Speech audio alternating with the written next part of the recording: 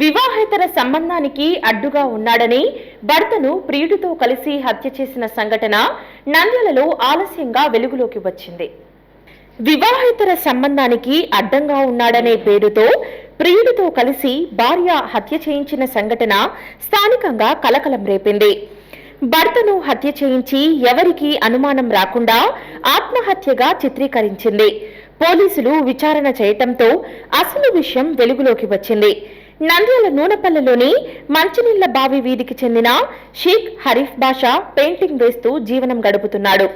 ఈ క్రమంలో తన భార్య హమీదా వెంకటాచలం కాలనీకి చెందిన ఇలియాస్ ఖాన్ తో వివాహేతర సంబంధం కొనసాగించింది. ఈ విషయం తెలుసుకున్న భర్త పలుమార్లు భార్యను హెచ్చరించాడు. దీంతో భర్తను ఏ విధంగా అయినా వదిలించుకోవాలని ప్రియునితో కలిసి కుట్ర చేసింది. ఈ నెల 13వ తేదీ రాత్రి వెంకటాచలం కాలనీకి చెందిన ఇలియాస్ ఖాన్, వీరాంజనేయులు కలిసి మృతుడు హరీఫ్ బాషకు ప్రతాప్ థియేటర్ వద్ద మద్యం తాపించి అనంతరం మద్యం మత్తులో చితకబాది హత్య చేశారు. మృతదేహాన్ని కుందు నదిలో పడేసేందుకు వెళ్లి కర్నూల్ బైపాస్ వద్ద ఉన్న కుందుపై నుంచి హరీఫ్ బాషా మృతదేహాన్ని కిందకి తోశారు.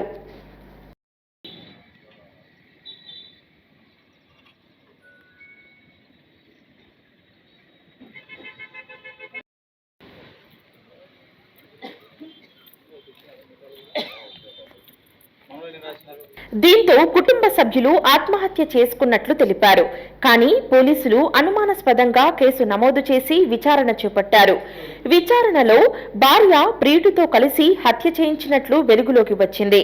మృతదేహం వద్ద భార్య దుఃఖంపై అనుమానం వచ్చిన పోలీసులు విచారణ చేశారు.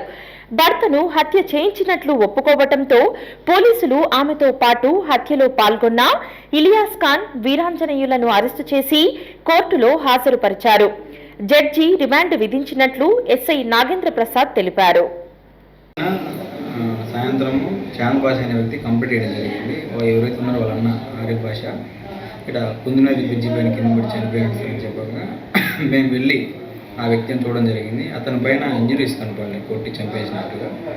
అంతర్త అనుమానం వచ్చి మేము పూర్తిగా కేసు నమోదు చేసి ఇన్వెస్టిగేషన్ స్టార్ట్ చేసినాము.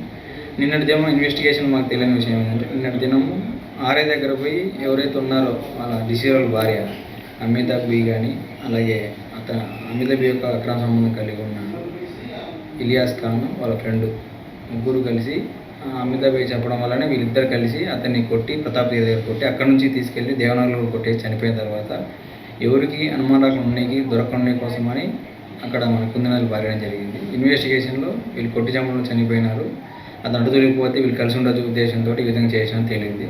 అందువల్ల వాళ్ళ మీద కోర్టులో ప్రవేశపెట్టి రిమాండ్ పంపడం జరిగింది. హలో అండి, నేను మీకు Rakshitha. Please do subscribe to Nandyal communications.